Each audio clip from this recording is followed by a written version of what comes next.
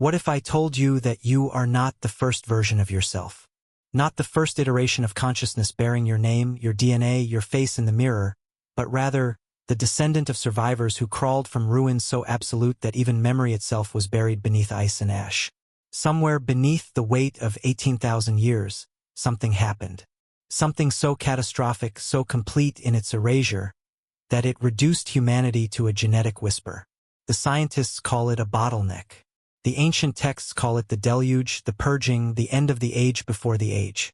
We call it history, but perhaps we should call it what it truly is. A scar written into every cell of your body. A trauma encoded so deeply into human DNA that it shaped not just who we became, but what we forgot. The air hums softly with questions tonight. Questions that conventional archaeology prefers to leave sleeping. But you're here because you sense it too, that disquiet beneath the accepted timeline, that nagging suspicion that the story we've been told about our origins is not quite complete. And if you're drawn to the kind of history that sleeps between catastrophe and memory, between science and something older than science, go ahead and like this video. Subscribe if you want to journey deeper into what was lost. And tell me in the comments, where are you listening from tonight? What part of this inherited earth holds you as we unravel the threads of what came before? Because what came before was not the gradual, linear ascent from cave to civilization that fills our textbooks. What came before was something else entirely. A world populated by creatures so massive they would dwarf modern elephants, by humans whose numbers suddenly, inexplicably collapsed, and by a climate that switched from glacial to warming in the span of a single human lifetime. A world that ended not with a whimper, but with waters that rose and temperatures that plunged and ice sheets that fractured with the sound of continents breaking. The story begins, as so many unsettling stories do, in the invisible architecture of our genes. In the early 1990s, as geneticists began mapping human mitochondrial DNA, that peculiar inheritance passed only through the maternal line, they discovered something that should have rewritten every history book on Earth. They found evidence of a genetic bottleneck so severe that at some point in our recent evolutionary past, human population collapsed to numbers so small that every person alive today descends from a breeding population that may have numbered fewer than 10,000 individuals. Some estimates place it even lower, perhaps as few as 2,000 reproductive pairs across the entire planet. Let that settle into your mind for a moment. 2,000 pairs. In a world that, at its genetic peak before this collapse, might have supported hundreds of thousands, perhaps millions of archaic humans and their cousins Neanderthals, Denisovans, and other populations we're only now beginning to identify from fragments of ancient bone and teeth.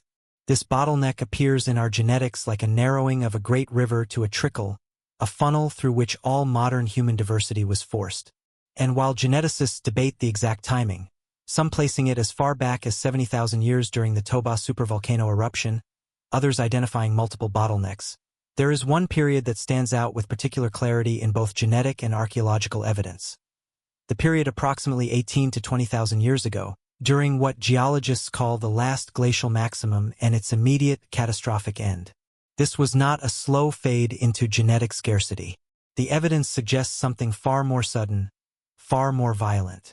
A culling event that swept across continents, that left its mark not just in human DNA but in the extinction patterns of megafauna, in the sudden abandonment of archaeological sites, in the pollen records of ancient lakes that show ecosystems collapsing and reforming in geological instants.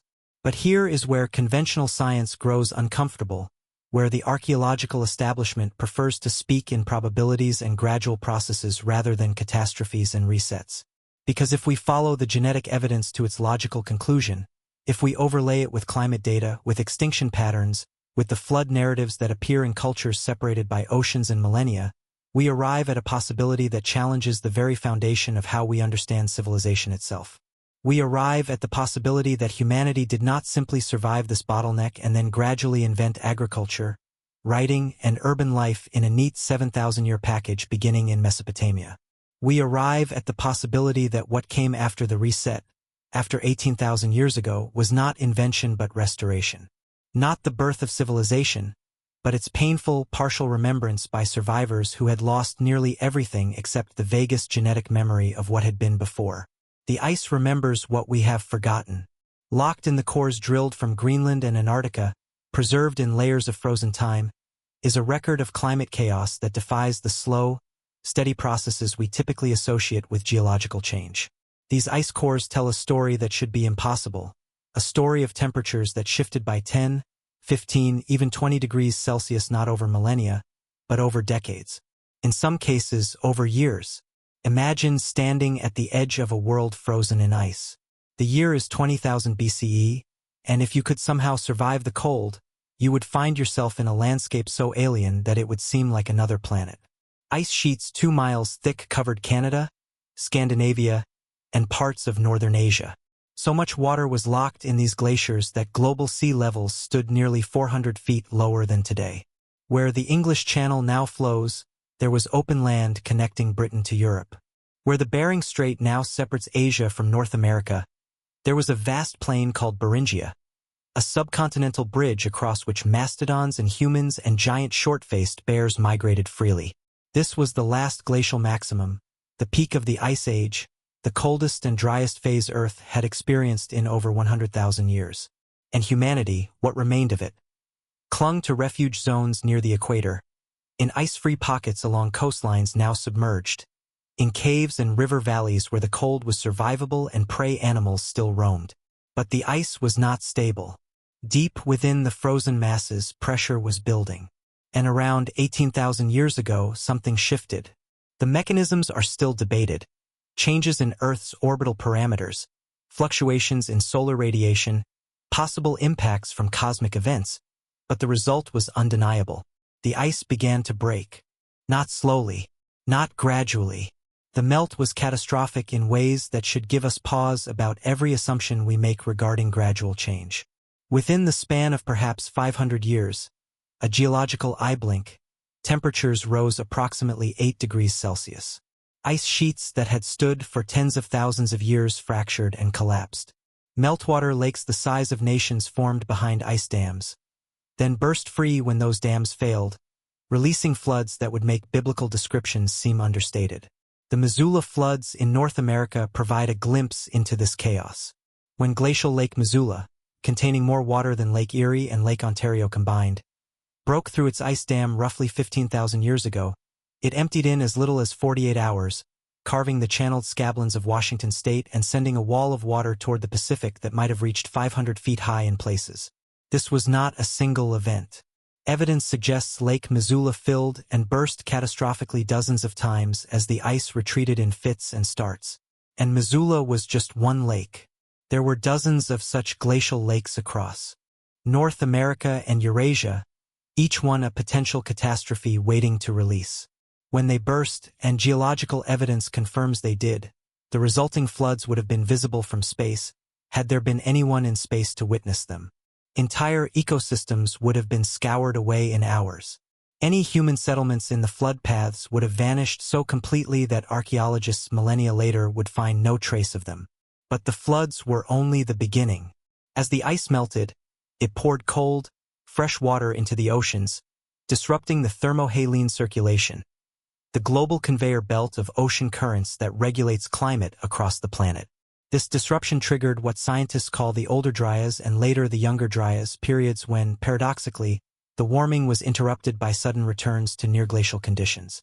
The Younger Dryas, beginning around 12,800 years ago, saw temperatures plunge again within perhaps a single generation, a climatic whiplash that would have devastated any populations that had begun to adapt to warming conditions.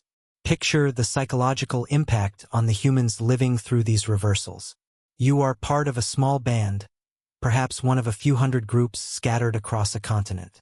Your grandparents tell stories of the endless cold, the ice that covered the world. But in your lifetime, the ice has retreated. The hunting is better. New lands have opened. Your people have begun to expand, to hope, to build more permanent settlements near rivers swollen with meltwater. And then, within your children's lifetime, the cold returns. The animals disappear. The plants that had begun to colonize the newly exposed ground die back. Starvation sets in.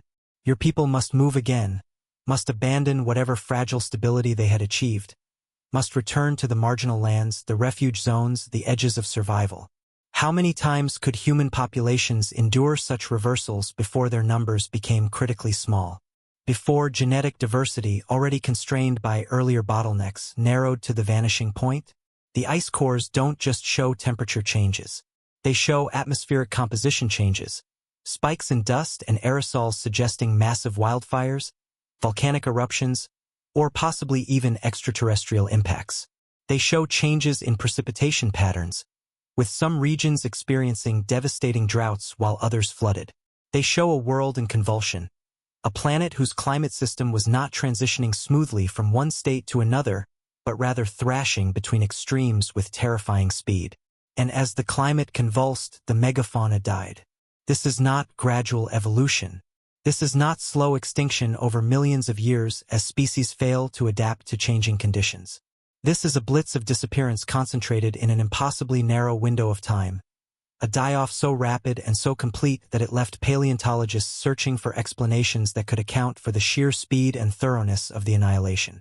In North America, over 35 genera of large mammals vanished between roughly 13,000 and 11,000 years ago. Mammoths, mastodons, giant ground sloths, saber-toothed cats, American lions, dire wolves, short-faced bears, giant beavers the size of modern bears, camels, horses, all gone. In South America, the toll was even worse, with over 50 genera of megafauna disappearing. In Australia, the megafauna extinction had begun earlier but intensified during this same period. In Eurasia, woolly rhinos, cave bears, and numerous other large species followed the same trajectory into oblivion. The conventional explanation points to human hunting, the overkill hypothesis, which suggests that as human populations expanded after the Ice Age, they hunted these animals to extinction. And yes, there is evidence of human predation on megafauna. Kill sites exist. Clovis points are found embedded in mammoth bones. But the hypothesis grows strained when you examine the timeline closely, when you ask difficult questions that proponents of gradual, human-caused extinction prefer to leave unasked. How did relatively small populations of human hunters, populations we know from genetic evidence were themselves struggling, were themselves going through severe bottlenecks, simultaneously hunt dozens of species to extinction across multiple continents? How did they accomplish this while their own numbers were crashing? And why did so many of the extinctions coincide not just with human arrival but with the specific period of maximum climate instability between 13,000 and 11,000 years ago? Moreover, many of the extinct megafauna had survived previous interglacial periods, previous warmings, previous encounters with human populations. Mammoths had coexisted with humans for tens of thousands of years before suddenly disappearing. What changed? What was different about this particular transition that made it so universally lethal? The climate chaos provides part of the answer. As ecosystems collapsed and reformed rapidly, as vegetation zones shifted hundreds of miles in mere centuries, large animals with slow reproductive rates and specialized dietary needs would have struggled. But even climate change alone doesn't quite explain the synchronicity, the completeness, the sheer speed of the die-off across such vast geographical ranges. Some researchers now point to evidence of extraterrestrial impacts around 12,800 years ago, the beginning of the Younger Dryas cold snap. They cite a layer of sediment found at dozens of sites across North America and Europe containing high concentrations of platinum, spherules of melted rock, nanodiamonds, and other markers consistent with either a comet airburst or multiple impacts from a fragmented comet. They call it the Younger Dryas impact hypothesis. And while it remains controversial, the physical evidence continues to accumulate in sediment layers that precisely coincide with the sudden cooling and the peak of megafauna extinctions. Imagine that event. A comet, fragmented into multiple pieces, entering Earth's atmosphere over the northern ice sheets. The air bursts alone would have released energy equivalent to thousands of nuclear weapons, instantly melting portions of the ice, triggering floods, igniting wildfires across continents. The melted ice, dumped suddenly into the North Atlantic, would have disrupted ocean currents, triggering the rapid cooling. The fires would have released tremendous amounts of smoke and aerosols, blocking sunlight, further accelerating cooling, destroying habitats, starving herbivores, and cascading up the food chain to the predators and ultimately to human populations that depended on these animals for survival. But let's step back from the mechanism for a moment. Let's look at what all these data points, genetic bottlenecks, climate reversals, megafauna extinctions, are collectively telling us.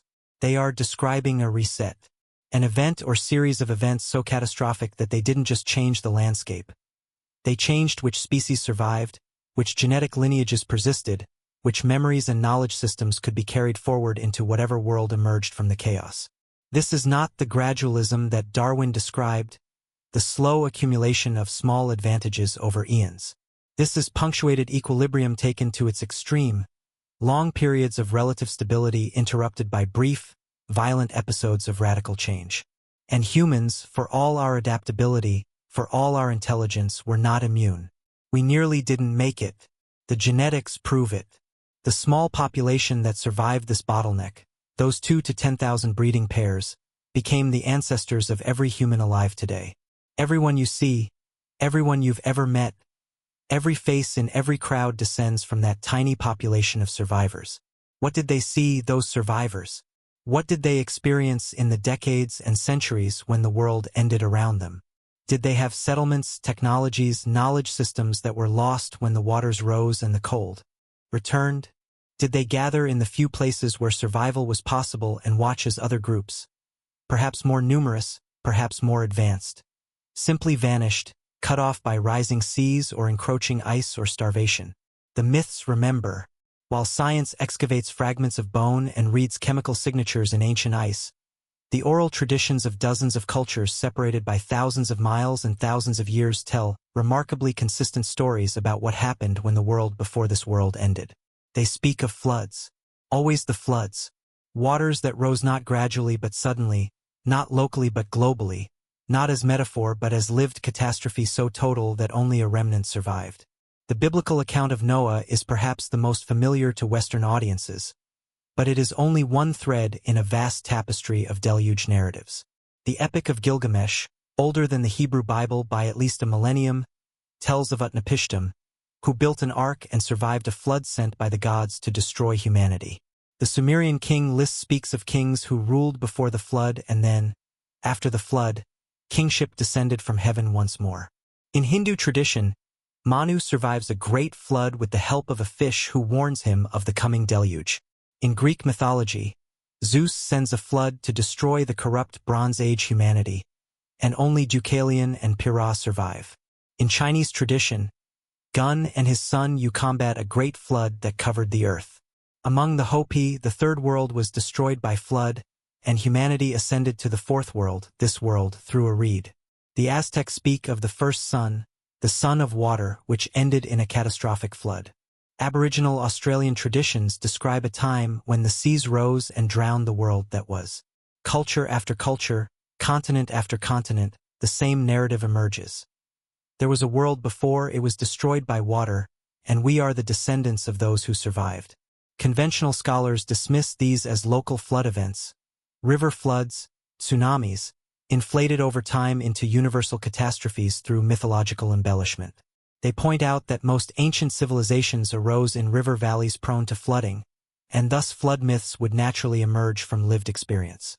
But this explanation grows unsatisfying when you examine the details, when you notice how many of these narratives include not just floods but specific elements that align uncannily with what geological and climate data tell us about the period from 20,000 to 11,000 years ago. They speak of waters that came both from below and above, from the earth and from the sky, which could describe not just rainfall but the catastrophic release of glacial meltwater and the collapse of ice dams. They speak of a world of ice and cold before the flood, which aligns with the last glacial maximum. They speak of survivors seeking refuge on mountains or high ground, which is precisely where archaeological evidence shows human populations concentrated during periods of rapid sea level rise. They speak of a time of darkness, of the sun being obscured, which could describe the atmospheric effects of massive wildfires or impact events. And they speak of something else, something that should give us deep pause. They speak of knowledge lost, of wisdom from before the flood that survived only in fragments, in memories carried by the few, of a world that had to be rebuilt almost from nothing, relearning arts and skills that had once been common knowledge. The Sumerian texts are explicit about this. They describe antediluvian kings who ruled for impossibly long periods, implying a different way of recording time or perhaps representing dynasties rather than individuals. They describe the me, the fundamental concepts and technologies of civilization, as things that had to be recovered or received from the gods after the flood, rather than invented for the first time. What if these narratives are not merely symbolic or localized events blown out of proportion? What if they are cultural memories, distorted by millennia of oral transmission but rooted in actual catastrophic events that human populations lived through? What if the reason these stories are so consistent across cultures that had no contact with each other is not because they all borrowed from a single source, but because they all inherited memories of the same set of global catastrophes? Consider the timeline. The last glacial maximum peaks around 20,000 years ago. Warming begins, accelerates. Glacial lakes form and burst. Sea levels begin rising, ultimately rising over 400 feet from their glacial minimum to their current levels over the course of roughly 10,000 years.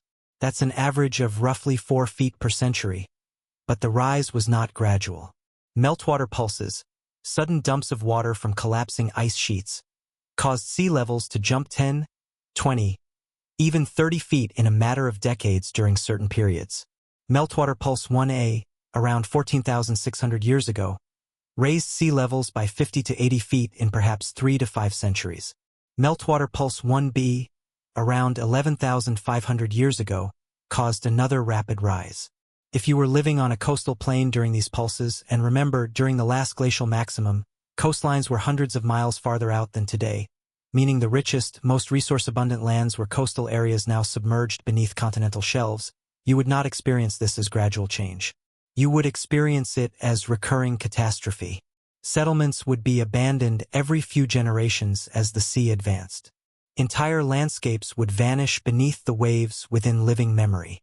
Grandparents would tell children of lands and hunting grounds that no longer existed, that had been swallowed by water that just kept coming. And if, as some archaeologists now suspect, early human populations preferentially settled these coastal areas, following the kelp highway hypothesis, which suggests human migration along coastlines where marine resources were abundant, then the most advanced settlements, the places where populations were largest and culture most sophisticated, would be precisely the places now underwater, their archaeology lost beneath hundreds of feet of ocean, accessible only to the most advanced underwater. Survey technology, if at all. Look at a map of the world as it was during the last glacial maximum. You can find reconstructions online, models built from bathymetric data and sea level calculations. What you'll see is profoundly different from the modern world. Southeast Asia is not a collection of islands but a vast continental expanse called Sundaland, connecting modern Indonesia, Malaysia, Thailand, and Vietnam into a single landmass the size of the Indian subcontinent. Between Asia and North America, the Bering Land Bridge is not a narrow crossing but a subcontinent unto itself, a grassland ecosystem spanning thousands of square miles. The Persian Gulf is not a body of water but a river valley. The Mediterranean coast extends much farther out. Britain is not an island but part of mainland Europe. The Black Sea is a freshwater lake. Indonesia and Australia are nearly connected. These were not marginal lands. These were resource-rich, highly productive environments, river valleys, coastal plains, estuaries. If you were a human population looking to maximize resource access and minimize competition with megafauna predators, these would be exactly where you'd settle.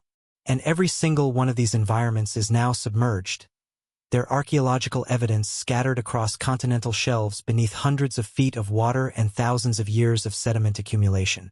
The implications are staggering.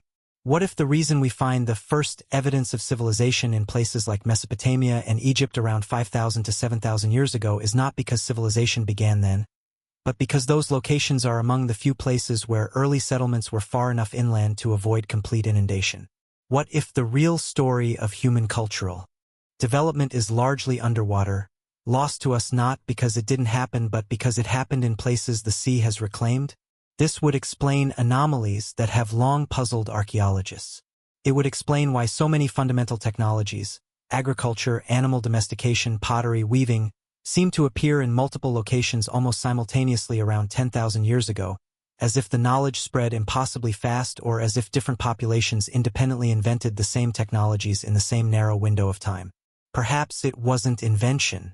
Perhaps it was remembrance, the reapplication of knowledge that had survived the catastrophes in the minds and practices of survivors who, as conditions stabilized after the Younger Dryas ended around 11,700 years ago, finally had the population density and environmental stability to rebuild. It would explain the curious fact that the earliest agriculture appears not in the most fertile, richest environments but in areas like the Fertile Crescent that were marginal during the Ice Age but became more habitable as the climate warmed. Perhaps agriculture was practiced earlier in the now submerged coastal regions, and what we're seeing in the Fertile Crescent is not its invention but its adaptation to new environments by populations displaced from drowning coastlines. It would explain why monumental architecture, structures like Göbekli Tepe in Turkey, dated to approximately 11,000 years ago, appears so early in the archaeological record with such sophistication that it seems to have no developmental precursors. Perhaps Göbekli Tepe isn't the first monumental architecture. Perhaps it's among the first that survived in locations above the rising waters. Perhaps older monuments exist, but they exist on the submerged shelves, hidden beneath the waves. Recent underwater archaeology has begun to hint at this hidden world. Off the coast of India, structures that may be submerged ruins have been identified using sonar in the Gulf of Cambay. Off Japan, the Yonaguni Monument, while controversial and possibly natural, shows features that some researchers interpret as carved steps and platforms. Off the coast of Cuba, sonar has revealed what appear to be geometric stone structures at depths that would require them to have been built when sea levels were much lower. The Malta underwater structures, the submerged ruins off Alexandria, the ancient harbor installations found at depths indicating they were built when seas were lower. All these are fragments, tantalizing glimpses of what might be a vast, lost archaeological record sleeping beneath the oceans. But let's return to the myths, because they offer another unsettling detail that aligns with this scenario. Many of the flood narratives speak not just of waters rising but of mountains and islands emerging, of new lands appearing from the sea. To modern ears, this sounds backwards. If there's a flood, lands should be disappearing, not appearing. But if you were living through the end of the last glacial maximum, you would indeed see both. As ice sheets melted, the immense weight that had pressed down on the continental crust for thousands of years was released. The land began to rebound, to rise, a process called isostatic rebound that continues in places like Scandinavia and Canada to this day. In some locations, this rebound would have been faster than sea level rise, meaning you would see new lands emerging even as other lands drowned. You would see mountains rising from the sea, not because the mountains themselves were new, but because they were unburdened from the ice that had covered and depressed them. The mythology encodes a world in flux, a world where nothing was stable, where the very shape of the continents was changing in real time. And in that world of chaos and transformation, human populations either adapted, migrated, or died. The genetic bottleneck tells us most died. The survivors, the ones whose DNA courses through your veins tonight, were the lucky ones or the smart ones, or perhaps simply the ones who happened to be in the right place when the waters rose and the cold returned. But who were they really, these survivors? Were they culturally blank slates, primitive hunter-gatherers who, after the catastrophes subsided, slowly invented civilization from scratch? Or were they the inheritors of something older, carriers of fragmented knowledge and fading memories of a world that had been more complex than the one they inhabited after the flood? The conventional archaeological narrative holds that human cultural complexity increased in a relatively linear fashion, from simple hunter-gatherers to settled agriculturalists to urban civilizations over roughly 10,000 years. This model, taught in textbooks and museums worldwide, assumes that humans before the Neolithic Revolution were incapable of the organizational complexity, technological sophistication, and symbolic thought required for what we recognize as civilization. They were survivors, yes, but primitive survivors, possessing stone tools and oral traditions but little else. And yet, evidence keeps emerging that doesn't quite fit this model. Evidence that suggests humans living during and before the last glacial maximum were more sophisticated, more capable, than the standard narrative allows. Consider the cave art of Europe, paintings in Lascaux, Chauvet, Altamira, and dozens of other sites. These are not crude stick figures but sophisticated, dynamic compositions showing mastery of perspective, shading, and movement. The artists who created them understood animal anatomy, behavior, and ecology intimately. They mixed pigments with technical knowledge of chemistry and binding agents. They worked in deep cave environments by artificial light, planning compositions that used the natural contours of rock surfaces to create three-dimensional effects. The oldest of these paintings date to over 40,000 years ago, during the last ice age when Europe was a harsh, marginal environment. The people who created this art were living through one of the most challenging climatic periods in human history, and yet they dedicated time and resources to creating sophisticated artistic works that served purposes we can only speculate about: spiritual, educational, record-keeping, or something else entirely. This is not the behavior of populations barely surviving at subsistence level. This is evidence of surplus, of specialized knowledge, of cultural complexity. Then there are the Venus figurines, carved stone and ivory figures of women, found across Europe and into Siberia, dating from roughly 35,000 to 10,000 years ago. These figurines show consistent stylistic elements across vast distances, suggesting either cultural contact or shared symbolic traditions spanning thousands of miles. Again, this implies networks of interaction, trade routes, shared belief systems, hallmarks of cultural sophistication. Consider the settlement of the Americas.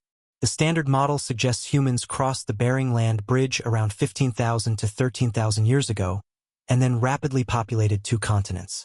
But archaeological sites in South America, such as Monte Verde in Chile, have been reliably dated to at least 14,500 years ago, and controversial older dates push the presence of humans in the Americas back even further. If these earlier dates are correct, it means humans traversed the entire length of two continents, through diverse and challenging environments including ice sheets, deserts, rainforests, and mountains, in a remarkably short period. This requires not just small bands wandering randomly but organized groups with knowledge of navigation, resource management, and adaptation to new ecosystems. It requires transmission of knowledge across generations and across populations. Or consider evidence of maritime navigation. By at least 50,000 years ago, humans had reached Australia, which even during glacial low sea stands required crossing at least 50 miles of open ocean. This wasn't accidental drift. It required watercraft capable of carrying multiple individuals, knowledge of currents and winds, and enough confidence in navigation to set out across waters where land was not visible on the horizon. Archaeological evidence from the Mediterranean and the Pacific shows that humans were capable of seafaring much earlier and more extensively than once believed. What does all this tell us? It tells us that humans before the catastrophes of 18,000 to 11,000 years ago were not primitive in the sense we often imagine. They had knowledge systems, technologies, and cultural complexities that left limited archaeological traces, especially if those traces are now underwater or were made from materials that don't preserve, but which enabled them to thrive in challenging environments and spread across the entire globe. So what happens when populations with this level of sophistication are subjected to catastrophic population bottlenecks? What knowledge survives, and what is lost? If your population crashes from hundreds of thousands to a few thousand scattered in isolated refuge areas, you don't just lose numbers. You lose specialists. You lose the accumulated knowledge held by individuals who die without passing it on. You lose technological capabilities that require not just knowledge but resources, population density, and stability to maintain. You lose writing systems if you had them, because literacy requires surplus populations to support scribes. You lose monumental architecture because you lack the labor force and surplus resources to build it. You lose long-distance trade networks because there aren't enough people to maintain the routes and partnerships. What you keep are the essentials: tool-making, fire, hunting and gathering skills, social organization, oral traditions. And you keep fragments, memories, stories of what was before. Stories that over generations become mixed with myth and legend, become less technical manual and more sacred narrative, but which preserve in distorted form the fact that there was something before, something that was lost. This is not idle speculation. We have historical examples of what happens when complex societies collapse. The Bronze Age collapse around 1200 BCE saw the end of multiple advanced civilizations in the Mediterranean and Near East. Literacy disappeared in some regions for centuries. The Dark Age of Greece saw the loss of linear B writing, which wasn't deciphered until modern times. When literacy returned, it was in a different form, the Phoenician alphabet rather than the complex syllabaries of the Bronze Age. Technologies like chariot warfare, monumental building, and tin-bronze metallurgy were lost or degraded in some regions. It took centuries for the post-collapse societies to return to the complexity of what came before, and when they did, they built on fragments and memories of the lost civilization, viewing it through a lens of mythology and legend. Now imagine a collapse not of regional civilizations but of global population. Imagine not a temporary dark age but a bottleneck so severe that only scattered remnants survive, separated by rising seas and returning ice and collapsed ecosystems. How long would it take to recover? What would be lost permanently? And what would survive only as myth, as sacred story, as dreams of a golden age before the flood? The geneticists can trace this collapse with brutal precision. When they map human mitochondrial DNA, remember the maternal line unbroken from mother to daughter back through time, they find that all living humans descend from a small number of mitochondrial lineages that coalesce around specific time periods. The mathematics of population genetics allows them to work backwards from modern genetic diversity to estimate population sizes in the past, and those estimates paint a stark picture. There were multiple bottlenecks, multiple moments when human population contracted dramatically. But the bottleneck associated with the end of the last glacial maximum is particularly significant because it affects not just one human population or one region but appears in the genetics of populations across the globe. Native Americans, Europeans, Asians, Africans all show signs of having passed through severe population constrictions during this period, though the exact timing and severity varies by region. In some populations, the bottleneck is so severe that geneticists use terms like serial founder effects and genetic drift to describe what happened. These are technical terms, but their implications are profound. A founder effect occurs when a new population is established by a very small number of individuals from a larger population, resulting in reduced genetic diversity. Serial founder effects, multiple successive bottlenecks as small groups split off from already small populations, can reduce diversity to extraordinarily low levels. Genetic drift describes how random chance can cause certain genes to disappear entirely from small populations, not because they're disadvantageous but simply because the individuals carrying them happen to die before reproducing. The result is that modern humans, despite our current population of nearly 8 billion, have surprisingly low genetic diversity compared to other species. Chimpanzees, despite having a much smaller total population, have greater genetic diversity than humans. This paradox, how can a species with such a large population have such low diversity, is explained by bottlenecks. At one or more points in our recent past, we were the rare species, the endangered species, the population teetering on the edge of extinction. And within this pattern of reduced diversity, there are markers, specific genetic signatures that tell stories about who survived and where. Mitochondrial haplogroups, the labels geneticists give to different maternal lineages, show patterns of expansion and contraction that correlate with climatic shifts and archaeological evidence. Certain haplogroups expand rapidly after the Younger Dryas ends around 11,700 years ago, suggesting populations that had been confined to refuge areas suddenly had access to new territories and resources as the climate stabilized. Y chromosome haplogroups, tracking paternal lineages, show similar patterns but with some intriguing differences. There are periods where Y chromosome diversity collapses more severely than mitochondrial diversity, suggesting social or cultural factors, such as polygyny, warfare, or social stratification, that allowed some males to have many offspring while others had none. Around 7,000 years ago, for reasons still debated, Y chromosome diversity crashed to extraordinarily low levels across multiple continents, a phenomenon some researchers call the Neolithic Y chromosome bottleneck. This is after the climatic catastrophes we're discussing, but it suggests that even as populations recovered numerically from the earlier bottlenecks, cultural and social dynamics continued to constrain genetic diversity in ways that speak to competition, violence, and the emergence of hierarchical societies. But let's return to the period immediately after the last glacial maximum, to the world that existed between 18,000 and 11,000 years ago. This is the period of maximum instability. Ice sheets collapsing, sea levels rising, climate whipsawing between warming and sudden cooling, megafauna dying, and human populations contracting to minimal numbers. The genetics tell us that humans survived this period in scattered refuge populations, groups isolated from each other by geography, climate, and the simple fact that the world was empty of people. Imagine the loneliness of such a world. You might live your entire life without ever meeting someone from outside your immediate band or the few neighboring bands with whom you maintained contact for breeding purposes. The total human population in your region might number in the hundreds, not thousands. If a particularly harsh decade of drought or cold killed most of the game animals, your entire people could starve without ever knowing that other humans existed elsewhere, that the species continued beyond your shrinking horizon. Archaeological evidence from this period is sparse, partly because populations were small and mobile, partly because many of their habitation sites are now underwater or buried, partly because organic materials don't preserve well over such time spans. But what evidence exists shows populations clinging to specific resource-rich areas. In Europe, they concentrated in Iberia, Italy, the Balkans, regions that remained relatively ice-free, and where Atlantic and Mediterranean climates provided refuges. In Asia, populations survived in pockets along the southern coasts, in the Middle East in Central Asia's river valleys.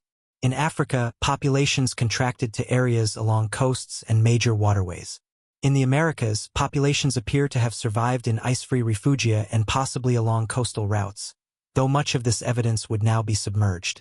These refuge populations became the seeds of modern human genetic diversity. When conditions improved, when the Younger Dryas ended and the Holocene, the current geological epoch, began with relatively stable, warm climate, these populations expanded rapidly, moving into territories that had been uninhabitable or at least unoccupied during the worst of the cold and chaos. This expansion is visible in the genetics as population growth, as the increase in the number of different lineages over time. It's visible archaeologically as the sudden appearance of human sites in regions that had been empty or sparsely inhabited. But here's the crucial question. What did these expanding populations carry with them? What knowledge, what stories, what memories of what had been before? Were they tabula rasa, building culture and technology from scratch?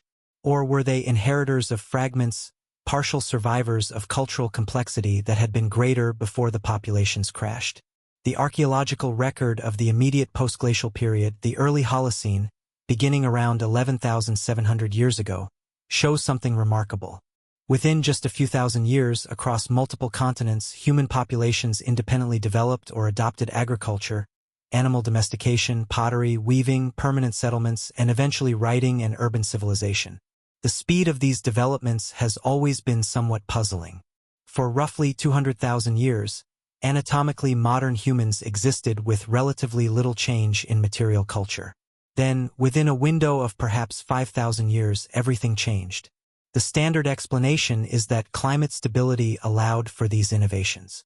The Holocene provided predictable seasons, reliable rainfall in key regions, and conditions favorable for the wild ancestors of domesticated plants and animals. This is certainly part of the answer. You can't develop agriculture if the climate shifts wildly every few generations, making long-term investment in land and crops impossible. The stability of the Holocene provided the environmental foundation for the Neolithic Revolution. But stability alone doesn't explain the near simultaneity of developments across widely separated regions. Agriculture emerges independently in at least 7 different regions around the world: the Fertile Crescent, China, Mesoamerica, the Andes, Sub-Saharan Africa, New Guinea, and Eastern North America, often within a few thousand years of each other. This is sometimes presented as proof that agriculture is a natural, almost inevitable development once conditions are right. But is it? Hunter-gatherer societies persisted successfully for millennia without adopting agriculture, even when they were in contact with agricultural societies and certainly had the knowledge of how it worked. Many hunter-gatherer groups actively resisted agriculture because it required more labor for often less reliable returns than mobile foraging. Agriculture ties you to land, makes you vulnerable to crop failures, and historically has been associated with poorer health outcomes, skeletal evidence shows. Early agriculturalists had worse nutrition, more disease, and shorter stature than their hunter-gatherer ancestors. So why did so many populations adopt agriculture in roughly the same time frame if it wasn't clearly advantageous? Population pressure is one answer. As populations grew in the stable Holocene climate, hunter-gatherer lifestyles could no longer support the density of people, forcing a shift to food production. But this raises another question. Why did populations grow so rapidly in the early Holocene? What changed that allowed human populations to expand so dramatically after having spent thousands of years at minimal numbers? Perhaps what changed was not just the environment but also the application of knowledge. Knowledge that had survived the bottleneck in fragmentary form. Perhaps agriculture wasn't invented independently in 7 regions. Perhaps it was remembered. Perhaps the domestication of specific plants and animals wasn't a trial-and-error process of thousands of years in each location but rather the reapplication of knowledge that had existed before, in the drowned world, carried forward by survivors who remembered that wheat could be planted, that goats could be tamed, that clay could be fired into vessels. This is speculative, admittedly. The archaeological evidence for preglacial agriculture is absent. But again, if such agriculture existed, it would have been practiced in precisely the coastal regions now underwater. What we can say with more certainty is that the transition to agriculture, once it began, was remarkably swift and accompanied by a package of technologies and social changes that seemed too coordinated, too systematic, to be entirely new inventions. Consider the Fertile Crescent, where some of the earliest evidence of agriculture appears around 10,000 years ago. Within just a few centuries, societies there had domesticated wheat, barley, lentils, peas, flax, goats, sheep, pigs, and cattle. They had developed pottery, weaving, and permanent settlements like Jericho, which by 9,000 years ago had stone walls and towers. This is an explosive rate of innovation.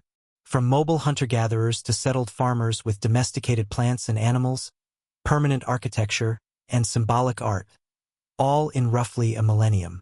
The Natufian culture, which immediately preceded the Neolithic in the Levant, provides hints about this transition. The Natufians, living between roughly 15,000 and 11,500 years ago, spanning the end of the glacial period and the Younger Dryas, were complex hunter-gatherers who built permanent settlements, harvested wild grains intensively, and developed grinding stones and storage technologies. They were on the cusp of agriculture, using plants intensively but not yet domesticating them. And then, after the Younger Dryas ended and the climate stabilized, their descendants or successors rapidly crossed that threshold into full agriculture. It's as if they were waiting, as if the knowledge of what could be done, the understanding that plants could be deliberately cultivated, that animals could be controlled and bred, was present, but the conditions weren't yet right for implementation. And when conditions stabilized, the transition was swift because it wasn't a process of discovery but of application. Göbekli Tepe, in modern Turkey, complicates the narrative further. This site, with its massive carved stone pillars and circular structures, dates to approximately 11,000 years ago, making it older than agriculture in the region, or at least contemporary with its earliest stages. The people who built Göbekli Tepe were apparently hunter-gatherers, or at most early experimenters with cultivation, yet they organized labor forces to quarry, carve, transport, and erect stones weighing up to 16 tons. They created sophisticated symbolic art, animal carvings, geometric patterns, stylized anthropomorphic figures. This required social organization, leadership, surplus resources, or at least the ability to mobilize labor, and symbolic systems sophisticated enough to motivate massive communal effort.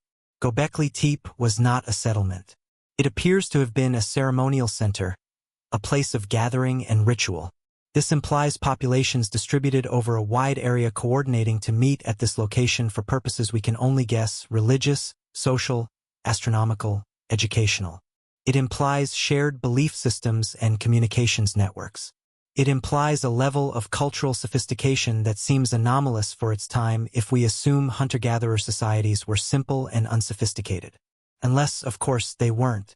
Unless the societies that built Göbekli Tepe were inheritors of cultural knowledge, of organizational principles, of symbolic and cosmological systems that predated the structure itself. Unless Göbekli Tepe is not the beginning of monumental architecture and religious centers but rather one of the first such centers that happens to have survived in the archaeological record, built above the floodlines, constructed by populations who remembered that such places should exist even if the original examples lay drowned beneath the rising seas. Let's talk about memory itself, how it works, how it fails, how it transforms over time. Because if we're proposing that survivors of catastrophes carried forward knowledge of what came before, we need to understand the mechanisms by which such knowledge could be transmitted across generations without writing, through periods of chaos and population collapse.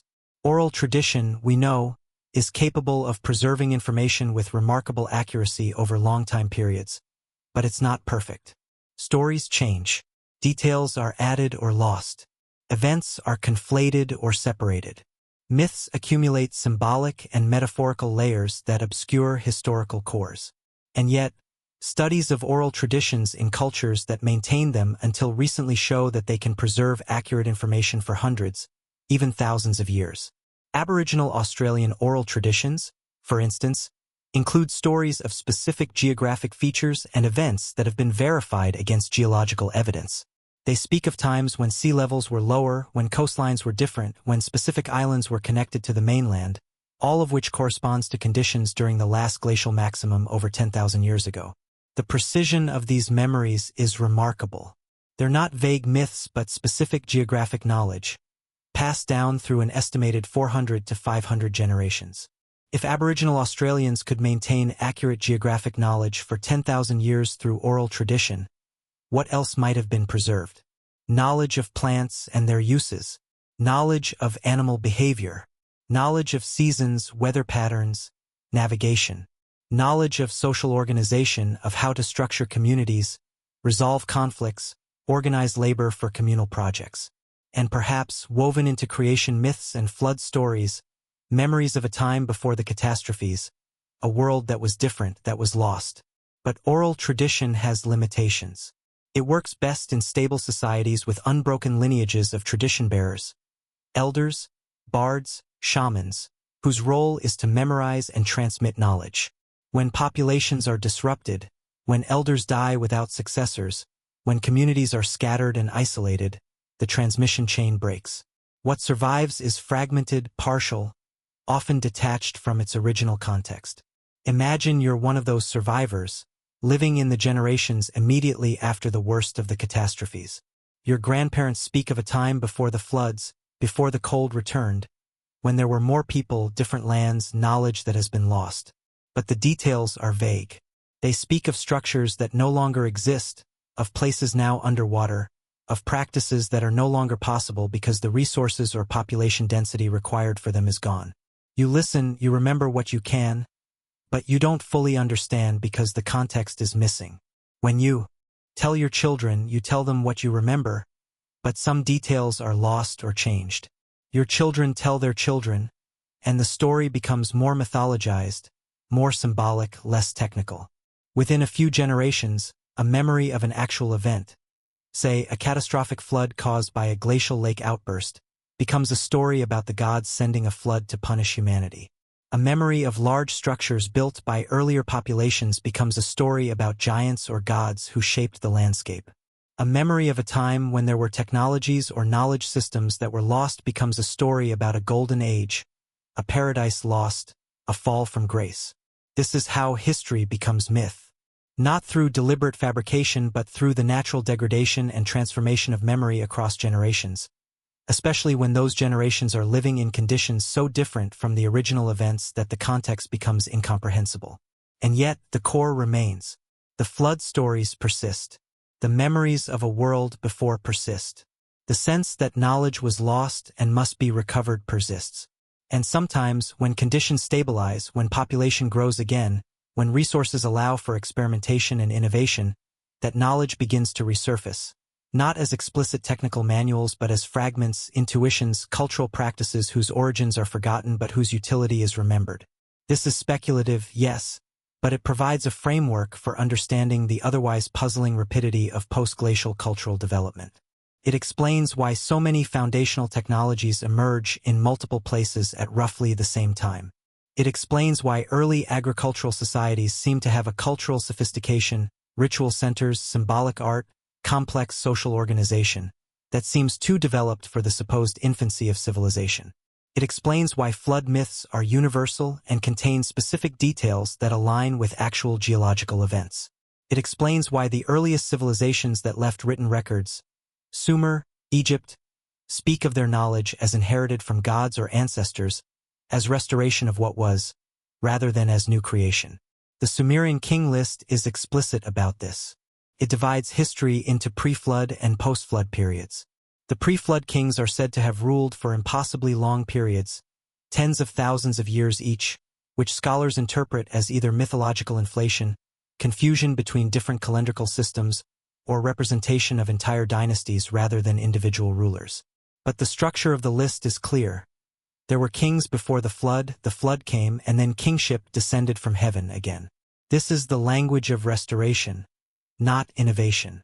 This is the language of a people who understood their civilization as a recovery of something older, not as a novel creation.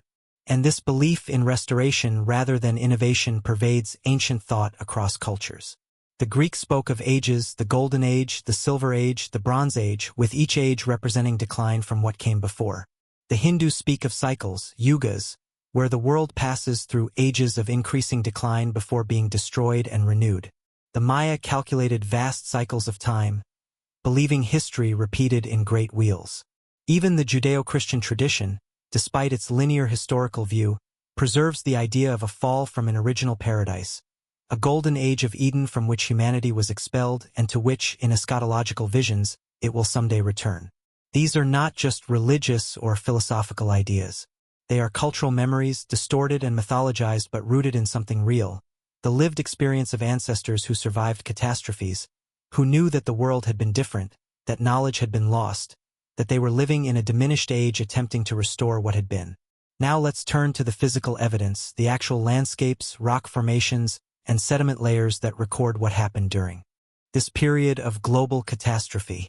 Because while myths can be dismissed as storytelling and genetics can seem abstract, geology is concrete. The rocks don't lie. The layers of sediment preserve an exact chronology of events. And what they show is a world in chaos. The channeled scablands of eastern Washington state are perhaps the most dramatic landscape evidence of catastrophic flooding. For decades, geologists dismissed theories that these bizarre formations, deep channels carved through basalt bedrock, massive gravel deposits, enormous potholes, and rock formations shaped by water flow, were created by flooding. The prevailing uniformitarian doctrine held that landscapes changed gradually through slow processes over immense time. The idea that massive floods could carve hundreds of square miles of landscape in days or weeks was considered unscientific, catastrophist thinking reminiscent of biblical literalism. But the evidence eventually became undeniable. Geologist J. Harlan Bretz, working in the 1920s and beyond, painstakingly documented features that could only be explained by water flow of almost unimaginable volume and velocity.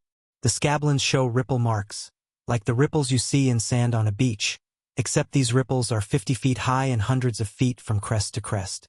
They show erratics, boulders carried by ice and deposited hundreds of miles from their origin. They show dry cataracts that dwarf Niagara Falls, channels carved through solid rock in patterns that indicate water depths of hundreds of feet flowing at highway speeds. When glacial Lake Missoula burst through its ice dam, it released approximately 500 cubic miles of water in a matter of days or weeks. The flow rate at the peak would have been 10 times the combined flow of all current rivers on Earth. The water scoured everything in its path, carrying boulders the size of houses, stripping away soil down to bedrock, creating temporary waterfalls that would have been the largest in the world for the brief days they existed. And this wasn't a single event. Evidence shows Lake Missoula filled and burst dozens of times as the ice dam reformed and failed again over approximately 2,000 years. This is just one example, one region, one set of floods. But similar evidence exists across the northern hemisphere. The Altai region of Siberia shows evidence of catastrophic flooding from glacial lake outbursts. The valleys of Scotland and Scandinavia show characteristic U-shaped profiles and erratic boulders indicating massive meltwater flows. The Great Lakes region shows evidence of multiple catastrophic drainage events as the glacial lakes that preceded the current lakes found different outlets as the ice shifted and melted. Everywhere the great ice sheets stood and then collapsed, the land bears scars of violent, rapid transformation. In the oceans, sediment cores tell a complementary story. They show layers of ice-rafted debris, rocks and sediment that were frozen in icebergs, carried far from their source, and then deposited on the ocean floor when the icebergs melted. These debris layers concentrate at specific time periods, showing when major ice sheet collapses occurred. They show Heinrich events, massive discharges of icebergs into the North Atlantic that happened multiple times during the last glacial period. each one dumping so much fresh water and ice into the ocean that it disrupted the thermohaline circulation and triggered rapid cooling. The Younger Dryas cooling event, which began approximately 12,800 years ago and lasted for more than 1,000 years, shows up in these cores as a sudden influx of fresh water into the North Atlantic. The leading theory is that a massive glacial lake, possibly Lake Agassiz, which was larger than all current Great Lakes combined, suddenly drained into the ocean when an ice dam failed, dumping enough fresh water to shut down the oceanic conveyor belt that carries warm water from the tropics to the North Atlantic. Without this warm water, temperatures around the North Atlantic plunged. Ice sheets that had been retreating began advancing again. The warming trend was interrupted in a climate whiplash that would have been catastrophic for any populations that had begun adapting to warmer conditions. Sediment cores also show evidence of the controversial Younger Dryas impact hypothesis. At precisely the layer corresponding to 12,800 years ago, dozens of sites across North America and Europe show anomalous concentrations of platinum, spherules of melted rock, nanodiamonds, and other materials consistent with either extraterrestrial impact or cosmic airburst. The hypothesis proposes that a fragmented comet struck or airburst over the North American ice sheet, instantly melting large volumes of ice, triggering the flood that caused the Younger Dryas cooling, igniting massive wildfires across the continent, and creating shock waves that would have devastated megafauna and human populations. This hypothesis remains contested. Critics argue that some of the markers could have non-impact origins, that the distribution of evidence is inconsistent, that the required impact should have left a clear crater. Proponents counter that an airburst or impact on the ice sheet would not necessarily leave a crater because the ice itself is not a permanent surface, that multiple fragments could explain the geographical distribution, and that the clustering of evidence at precisely the time of rapid cooling, megafauna extinction, and human cultural transitions is unlikely to be coincidental. Regardless of whether the impact hypothesis is confirmed, the geological evidence for rapid, catastrophic change is undeniable. The question is not whether the climate changed rapidly and violently. It did, but rather what triggered these changes and what their full effects were on life on Earth, including human populations. One of the most sobering aspects of the geological evidence is how recent it is. We're not talking about events billions or even millions of years ago. We're talking about events that happened less than 20,000 years ago, well within the span of human memory when transmitted across generations, well within the period of anatomically and behaviorally modern humans, well within the window when sophisticated human cultures could have existed and then been disrupted. If a global civilization existed today and was subjected to the kinds of catastrophes that occurred between 18,000 and 11,000 years ago, rapid climate changes, sea level rise of 400 feet, potential impacts, ecosystem collapse, what would survive? Certainly not the digital infrastructure that holds most of our current knowledge. Probably not most architecture, which would be either underwater if coastal or abandoned and degraded if inland. Books, if not deliberately preserved in climate-controlled environments, decay in centuries. Metals corrode. Plastics, ironically, might last longest, but even they break down over millennia. What would survive would be stone monuments in seismically stable, non-coastal areas. Oral traditions, if populations survived in sufficient numbers and stability to maintain them, and perhaps, encoded in those traditions, fragments of knowledge. Not technical manuals but principles, stories, memories that future populations could draw upon if they survived long enough to rebuild.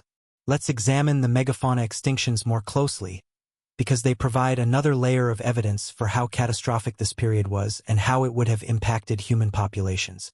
The die-off of large animals between 15,000 and 10,000 years ago represents one of the most dramatic extinction events in recent geological history, and its effects on humans would have been immediate and severe. Humans and megafauna had coexisted for millennia. Mammoths, mastodons, giant sloths, cave bears, saber-toothed cats. These animals had survived previous interglacial periods, previous warmings and coolings, previous fluctuations in climate. They had evolved alongside humans and had adapted to human hunting pressure for tens of thousands of years. And yet, within a span of perhaps 5,000 years, the majority of large mammal species over 44 kilograms went extinct, particularly in the Americas and northern Eurasia. The timing is crucial. The extinctions accelerate during precisely the period of maximum climate instability, the collapse of the glacial maximum, the Younger Dryas cooling event, the final warming into the Holocene. This strongly suggests that climate chaos, not just hunting, was a primary driver. But the mechanism is complex. Large animals are vulnerable during rapid climate changes for several reasons. First, they have low reproductive rates. A mammoth might produce one calf every 5 years. When death rates increase due to food scarcity or environmental stress, populations can't recover quickly. Second, they have specialized diets and habitat requirements. As vegetation zones shifted rapidly, and we know from pollen cores that they did, with tundra being replaced by forests in some regions within centuries, herbivores that depended on specific plants would have struggled to adapt or migrate fast enough. Third, body size itself becomes a liability in unstable environments. Large animals need more food, more territory, and are less able to shelter from extreme weather than small animals. Add human hunting pressure to populations already stressed by climate change, and you have a recipe for extinction.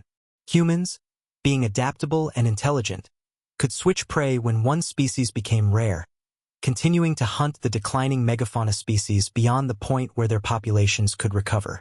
This is the overkill hypothesis in its nuanced form, not that humans alone caused the extinctions, but that humans were the additional stressor that pushed already struggling populations over the edge. But consider what these extinctions meant for the human populations that depended on these animals. A mammoth represented an enormous quantity of meat, fat, hide, bone, and ivory resources that could support a human band for weeks or months. The loss of mammoths meant the loss of a primary food source across vast regions. The same applies to other megafauna. As these species disappeared, human populations would have faced resource crises. They would have had to shift to smaller game, to more intensive plant gathering, to more mobile lifestyles following seasonal resources. This transition would have been difficult, potentially catastrophic for populations that didn't adapt quickly enough. It would have intensified competition between human groups for remaining resources. It would have required new hunting technologies, smaller projectile points for smaller game, nets and traps, fishing technologies. Archaeological evidence shows exactly these shifts occurring during this period. The Clovis culture in North America, characterized by its distinctive large spear points suitable for hunting mammoths and other megafauna, largely disappears by 11,000 years ago, replaced by a variety of regional cultures with different toolkits adapted to different prey. The extinctions also had cascading effects on ecosystems. Large herbivores shape landscapes. Mammoths were ecosystem engineers, keeping forests open by browsing, distributing seeds, creating water sources.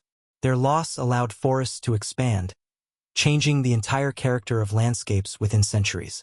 Predators that depended on megafauna, the saber-toothed cats, the American lions, the short-faced bears, also went extinct, unable to sustain themselves on smaller prey. The entire ecological structure transformed rapidly, creating novel ecosystems with no historical precedent. For humans living through this transformation, the world would have become increasingly unfamiliar. The animals their grandparents hunted were gone.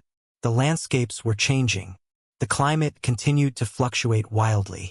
Adaptation required not just new technologies but new knowledge systems, new understanding of ecology and seasons and resources. Populations that couldn't adapt didn't survive. The genetic bottleneck reflects this harsh filtering. Only the most adaptable, the luckiest, the most resilient populations made it through. And here's a troubling thought. What if some human populations were more adapted to megafauna hunting than others? What if some groups had specialized so thoroughly in hunting mammoths or other large game that when those animals disappeared, the groups couldn't pivot to other resources quickly enough? We know from historical examples that specialized societies can collapse rapidly when their primary resource disappears. Civilizations built on single crops failing when disease strikes that crop. Fishing communities collapsing when fish stocks are depleted. If pre-bottleneck human populations included specialist megafauna hunters, those groups would have been among the first to disappear as their prey vanished, taking with them whatever unique knowledge and cultural practices they possessed. The megafauna extinctions represent not just the loss of animal species but the potential loss of human cultural diversity, the extinction of human groups along with the extinction of their prey. The genetic bottleneck may reflect not just overall population decline but also the loss of specific populations that happen to be in the wrong place or dependent on the wrong resources when the world changed around them. Consider also the psychological and cultural impact. Many indigenous cultures today maintain spiritual and practical relationships with specific animals. Entire cosmologies, art traditions, hunting rituals, and social structures revolve around key species. The loss of those species wouldn't just be practical. It would be spiritually and culturally devastating. Stories, songs, rituals, identities tied to now extinct animals would become obsolete, painful reminders of loss. Over generations, these memories would fade or transform into myths about creatures that no longer existed, which, indeed, is what we find in many indigenous traditions that speak of giants, monsters, and mythical beasts that may be cultural memories of extinct megafauna. The mammoth, the giant sloth, the saber-toothed cat. These were real animals that humans knew intimately, hunted, feared, honored. Their disappearance was not a distant abstraction but a lived reality for the humans who witnessed the last of their kind die. And when we find cave paintings of mammoths, when we find ivory carvings, when we uncover kill sites with butchered bones, we're looking at the remnants of relationships between humans and animals that no longer exist, knowledge systems and practices that died with the megafauna they depended on. The sea level rise deserves its own examination, because the flooding was not a single event but a prolonged transformation that lasted thousands of years and would have forced constant retreat, constant abandonment, constant migration by coastal populations. Imagine living not through one flood but through a centuries-long process where, generation after generation, the ocean advances and never retreats, where the land your ancestors knew is always shrinking, always being claimed by waters that refuse to stop rising. From the peak of the last glacial maximum around 20,000 years ago to the stabilization of sea levels around 7,000 years ago, the oceans rose approximately 400 feet. This wasn't gradual. The rise came in pulses, periods of relatively slow rise interrupted by rapid jumps when major ice sheets collapsed. Meltwater Pulse 1A, occurring around 14,600 years ago, raised sea levels by 50 to 80 feet in perhaps 3 to 5 centuries. That's roughly 1 to 2 feet per decade, imperceptible year to year, but obvious within a human lifetime, catastrophic within a few generations. If you were living on the coast during Meltwater Pulse 1A, your childhood settlements would be underwater by the time you were elderly. The beaches where your parents taught you to gather shellfish would be fathoms deep. The river mouths where fish ran thick would be drowned estuaries.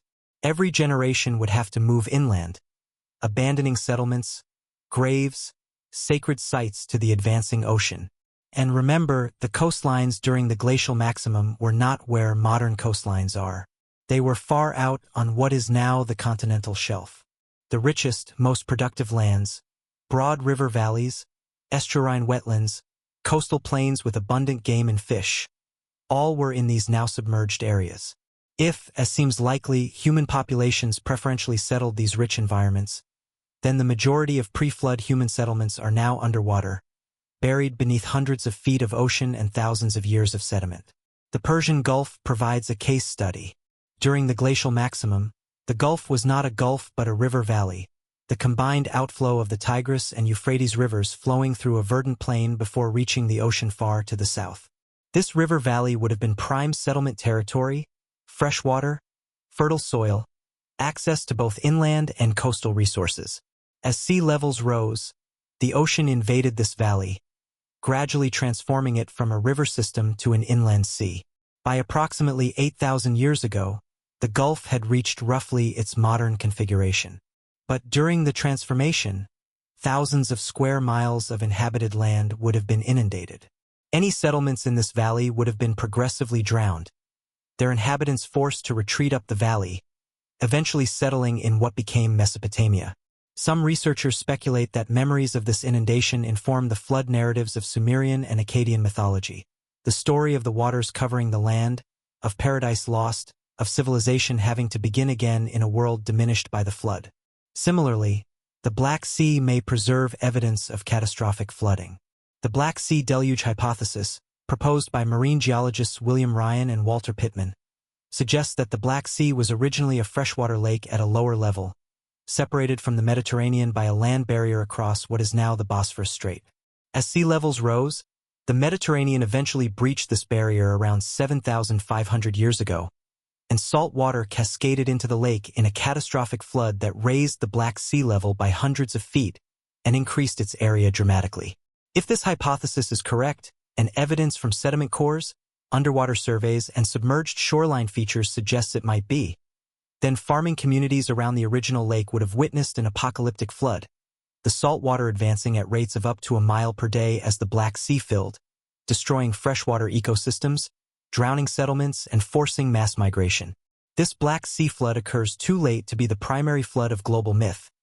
It's well after the end of the last glacial maximum, but it demonstrates that catastrophic flooding events associated with sea level rise continued for thousands of years after the Ice Age ended, that coastal and lakeside populations were subjected to repeated inundations, and that the memory of these floods would be preserved in the cultures of survivors and refugees. Now extrapolate this across the entire world.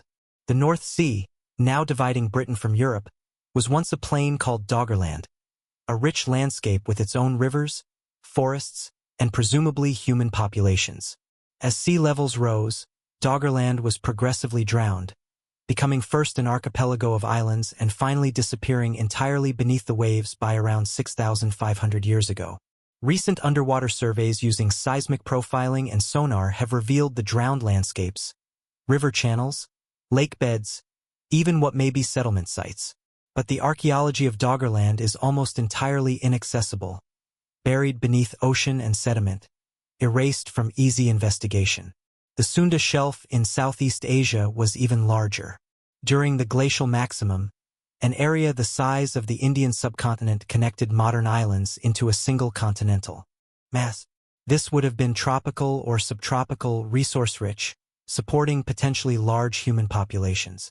As seas rose, the Sunda Shelf was progressively inundated, forcing populations to retreat to higher ground, eventually isolating them on what became the islands of modern Indonesia, Malaysia, and the Philippines.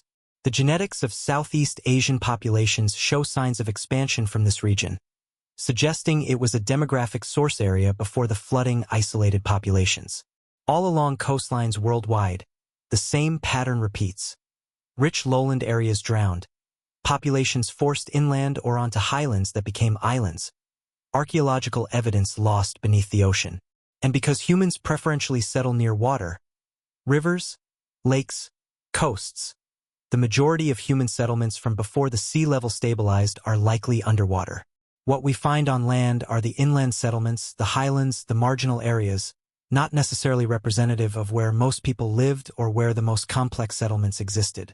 This means our archaeological picture of pre-Holocene humanity is inherently biased.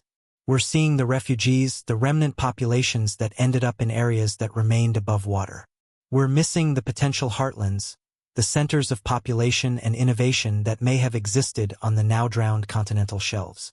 And if those heartland populations had developed greater cultural or technological complexity than the inland refuges, that complexity would be almost entirely lost to us, preserved only fragmentarily in whatever knowledge the refugees carried with them. Let's talk about the survivors themselves. The humans who made it through this gauntlet of catastrophes and became the ancestors of all modern populations. Who were they? Where did they survive? What strategies, what luck, what adaptations allowed them to persist when so many others didn't? Genetic evidence provides some answers, though they're often more tantalizing than satisfying. We know that human populations survived in multiple refuge areas across the globe. There wasn't a single bottleneck location, but rather a network of isolated populations that contracted to favorable microenvironments and then, when conditions improved, expanded and reconnected. In Europe, the main refuges were Iberia, Italy, and the Balkans, peninsulas extending into the Mediterranean where Atlantic and Mediterranean climates provided relatively mild conditions even during glacial maxima. Genetic studies of modern Europeans show that they descend primarily from populations that expanded out of these refuges after the ice retreated. The genetic diversity gradients, with diversity highest in the south and decreasing toward the north, support this pattern of expansion from southern refuges into territories that had been under ice or too cold for habitation. In Asia, populations survived along southern coasts.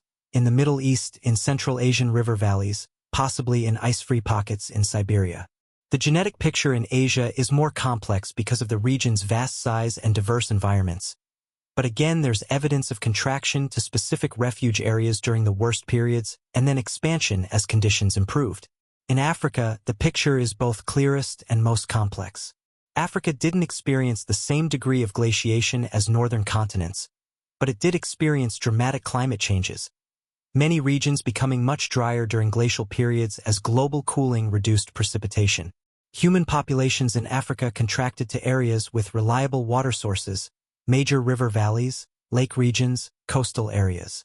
The genetic diversity of African populations remains higher than any other region, which is consistent with larger refuge population sizes and less severe bottlenecks. Though even African populations show signs of contraction and expansion correlating with climate changes, the Americas present a special case. If humans entered the Americas during or shortly before the last glacial maximum, and evidence increasingly suggests they did, then the founding populations were small to begin with, and they faced the full force of the climate chaos, the megafauna extinctions, and the landscape transformations as they spread across two continents. Native American genetics show a strong founder effect consistent with a small initial population expanding rapidly, and also show signs of subsequent population declines that may correlate with the younger dryas and the loss of megafauna prey. Australia and Oceania had been settled much earlier, by 50,000 years ago or more, giving populations time to establish across diverse environments. But even these populations would have faced challenges from sea level rise and climate changes, particularly the inundation of the Sunda and Sahul shelves that transformed geography and isolated populations on what became islands. What strategies allowed survival? Mobility was crucial. Populations that could track shifting resources, that weren't tied to specific locations, that had the social flexibility to split and merge as conditions demanded, would have had advantages. Dietary flexibility mattered. Populations that could exploit diverse resources, shifting between terrestrial and marine foods, between hunting and gathering, between large game and small, would have weathered resource disruptions better than specialists. Social networking would have been vital. Even small populations need contact with other groups for breeding purposes to avoid inbreeding.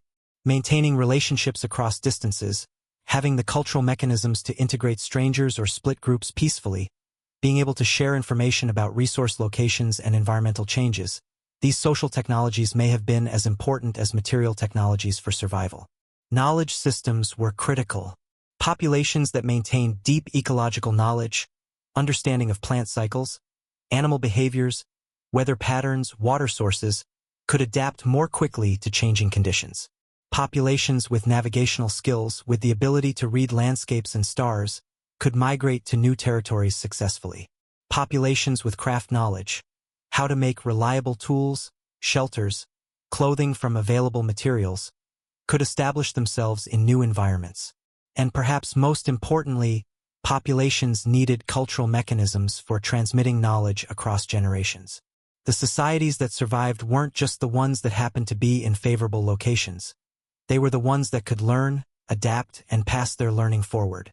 This requires language, obviously, but also cultural practices that prioritize knowledge transmission. Teaching, storytelling, rituals that encode practical information, respect for elders as knowledge carriers. But let's think about what was lost.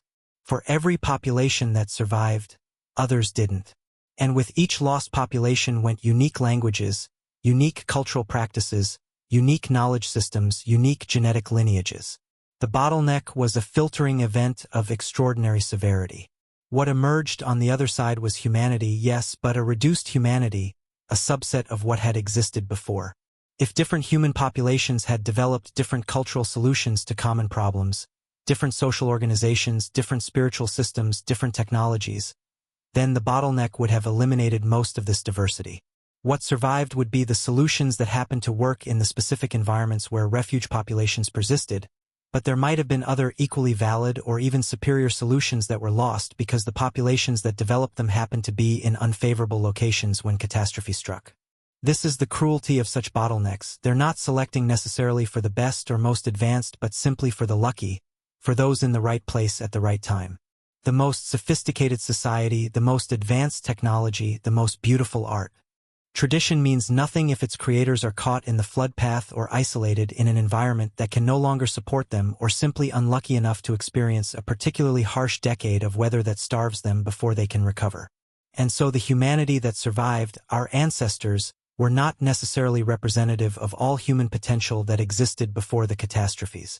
They were the survivors, carrying fragments of larger diversity, partial knowledge of broader systems, memories that would fade with each generation until they became myths and legends, stories of a world that existed before the flood, before the cold, before the age when everything changed. Now we come to a more speculative but fascinating question. If there were human populations with greater cultural or technological sophistication before the bottleneck, what evidence might remain? And more provocatively, could we be missing that evidence because we're not looking in the right places or don't recognize it when we see it? Archaeological methodology has traditionally focused on certain types of sites and certain types of evidence. Stone tools preserve well and are easily recognized, so we have excellent records of stone tool technology. Bones preserve in certain conditions, so we have records of what animals were hunted and how. Pottery, when it exists, preserves well. Permanent structures, if made of stone, can survive millennia. But organic materials, wood, fiber, leather, basketry, rarely preserve except in extremely favorable conditions. Sophisticated wooden architecture would leave no trace after 10,000 years unless it was charred in a fire or preserved in waterlogged sediments. Textile technologies would be almost entirely invisible. Knowledge encoded in perishable media, bark, leather, woven fibers would be lost. More fundamentally, we have an observational bias toward certain types of societies. We find agricultural societies easily because they leave dense concentrations of artifacts, modified landscapes, large settlements. We find hunter-gatherer sites much less readily because their populations were dispersed, mobile, left lighter archaeological footprints. If pre-bottleneck societies were organized in ways that didn't leave obvious archaeological signatures, if they were coastal populations relying on marine resources, if they built with wood and fiber rather than stone, if they were mobile rather than sedentary, we could be systematically missing them. The underwater archaeology issue compounds this problem. We've only surveyed a tiny fraction of the continental shelves, and even where surveys have been done, they're typically looking for specific types of features, shipwrecks, modern structures, not prehistoric settlements. The technology to survey vast areas of submerged shelf in detail is relatively new and expensive. What has been found in the limited surveys conducted is intriguing: submerged forests, drowned river channels, possible stone structures, but it's a handful of needles in a continental shelf-sized haystack. Then there's the question of what we'd recognize even if we found it. Our models of what sophisticated looks like are based on the civilizations we know: cities, writing, monumental architecture, complex metallurgy. But what if sophistication took different forms? What if a society had advanced understanding of ecology, genetics through selective breeding, pharmacology through plant knowledge, mathematics and astronomy through oral tradition and observation, social technologies that maintained peace and cooperation across large areas without centralized authority, none of which necessarily produce archaeological signatures we'd recognize as advanced? Indigenous Australian societies, for instance, maintained complex knowledge systems for 50,000 years, managing landscapes through controlled burning, maintaining detailed astronomical knowledge, preserving accurate geographic and historical information through oral tradition, yet left minimal archaeological evidence of permanent structures or writing. If we judged sophistication solely by archaeological remains, we'd underestimate their cultural complexity. What if pre-bottleneck populations had similar or even greater sophistication in domains that don't archaeologically preserve? Now, let's consider the controversial idea that's been gaining traction in alternative archaeology circles and, increasingly, being taken more seriously by mainstream researchers: the possibility of a pre-Younger Dryas civilization. The idea is that the climate stability between the last glacial maximum and the Younger Dryas, roughly from 18,000 to 12,800 years ago, allowed human populations to develop greater complexity than conventional timelines acknowledge, and that the Younger Dryas catastrophe disrupted these developments so thoroughly that they left almost no trace except in mythology and in possible anomalous structures that mainstream archaeology has difficulty explaining. The hypothesis points to several lines of evidence. First, structures like Göbekli Tepe that appear too sophisticated for their supposed time period, built by hunter-gatherers who conventionally shouldn't have had the social organization or motivation for such projects. Second, underwater structures and features found on continental shelves that some researchers interpret as artificial, but which haven't been thoroughly investigated. Third, geological anomalies that might indicate human activity, quarrying, mining, agriculture, at periods earlier than conventionally accepted. Fourth, the rapid emergence of agriculture and civilization-level complexity immediately after the Younger Dryas ended, which could indicate not invention but recovery of knowledge and practices. Fifth, the consistency of myths across cultures speaking of lost civilizations, golden ages, antediluvian wisdom, which could be cultural memories of real societies lost to the catastrophes. Sixth, astronomical alignments in ancient structures suggesting sophisticated astronomical knowledge that seems too advanced for the conventional dates of the structures. The mainstream response to these ideas has traditionally been skeptical, and for good reasons. Extraordinary claims require extraordinary evidence, and much of the evidence cited by alternative theorists is ambiguous, capable of multiple interpretations, or based on sites that haven't been professionally excavated.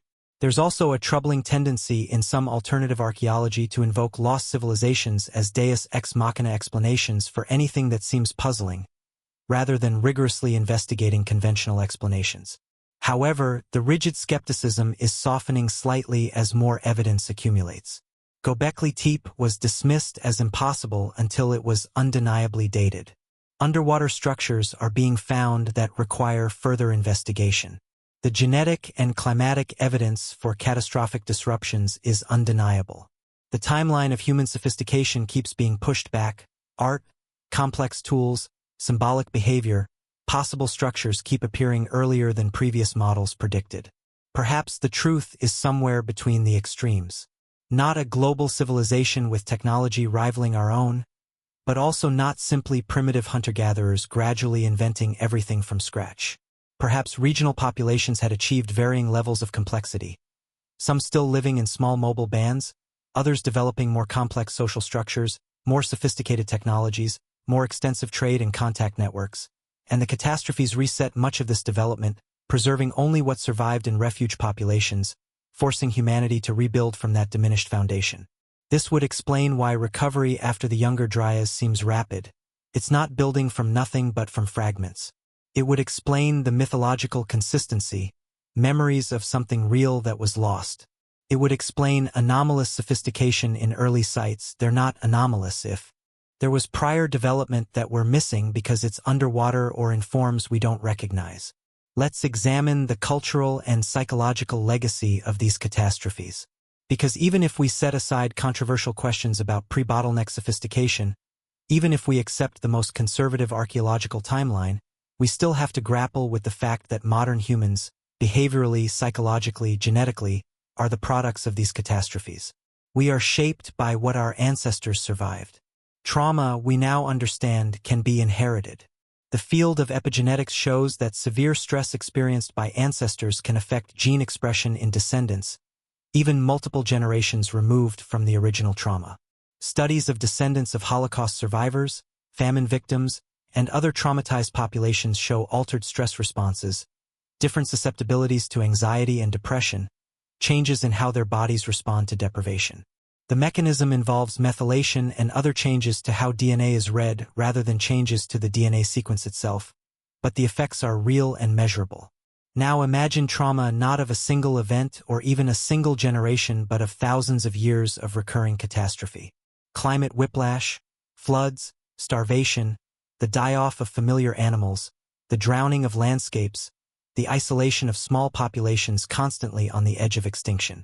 The survivors of such prolonged trauma would be affected not just culturally but biologically. Their descendants, us, would carry those effects. Could this explain aspects of human psychology that seem otherwise puzzling? Our baseline anxiety levels, our tendency toward depression, our complex relationship with food and resource accumulation, our capacity for both cooperation and violence under resource stress, our creation of myths about paradise lost and golden ages. Might these be, in part, echoes of ancestral trauma encoded into our collective psychology? Many spiritual and religious traditions speak of humanity as fallen, corrupted, separated from an original state of grace or perfection. The Judeo-Christian tradition has the fall from Eden. Hindu and Buddhist traditions speak of the decline from higher ages to the current age of darkness and ignorance. Greek mythology describes the descent from the Golden Age through Silver and Bronze Ages to the current age of Iron. Even modern secular narratives often include themes of environmental collapse, lost knowledge, civilizations that fell, warnings that we're heading toward catastrophe. These could be dismissed as universal archetypes, patterns that human minds naturally create when thinking about change and morality. But what if they're also cultural memories, distorted and mythologized but rooted in something real, the lived experience of ancestors who witnessed the collapse of their world, who survived but never forgot that something was lost, that the world had been different and better before the catastrophes? The flood myths, in particular, are so consistent and so global that they demand explanation beyond mere coincidence.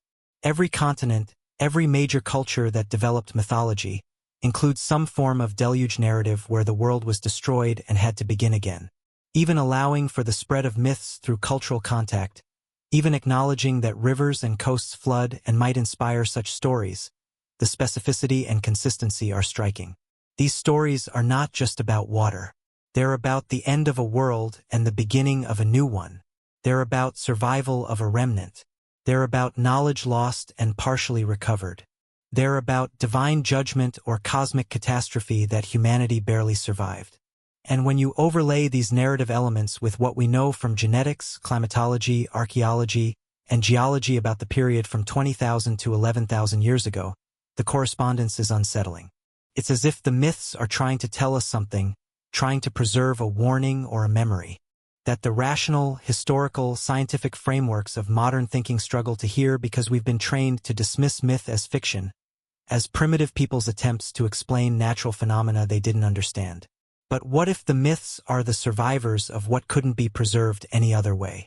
What if oral tradition, for all its distortions, managed to carry forward the essential truth, that there was a world before this world, that it was destroyed, that we are the descendants of those who survived, and that it could happen again?